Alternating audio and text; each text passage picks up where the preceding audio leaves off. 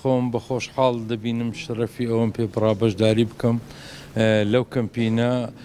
بۆ دەرهێنانی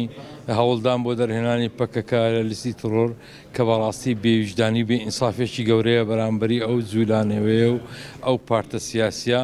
کە جێگەی ئومێد و ڕووناکایی هەموو کوردانە دەتوانم برێم هەموو دنیا بە پەکەکە قەرزارە لەبەرەوەی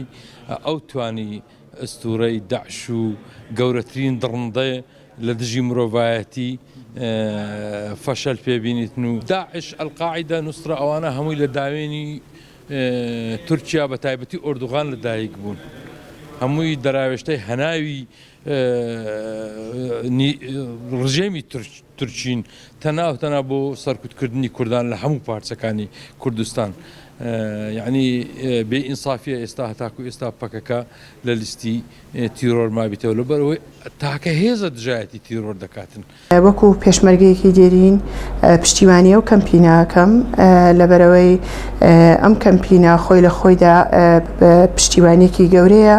بۆ ئەوەی پەکەکەش بێتە دەرەوە لە لیستی تیرۆرەوە چکم پەکەکە حیزبێکی شۆڕژگێڕە وەختا بڵێم لە چوار پارچەی کوردستان خەباتی کردووە و مێژووی دیارە و جێگای دەستیان دیارە بەڕاستی چکم حیزبێکی گەورە و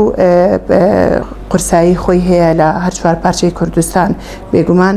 پشگیری خۆم وەکو دووبارە وەکو پێشمەرگەیەکی دێرینی چێتی نیشتیمانی کوردستان دووپا دەکەمەوە بۆ ئەو کەمپینە هیوای سەرکەوتنیان بۆ خوازم. خەباتی پەکەکە زۆربەی هەرە زۆری ژنە من پشتیوانی و پشگیریان لێ یەکەم کە توانیویانە بە خەباتی خۆیان بە ماندووبوون و بە ژنایەتی خۆیان توانیویانە سەرکەون بەسەر گەورەترین دوژمنی کورد و کوردستان کە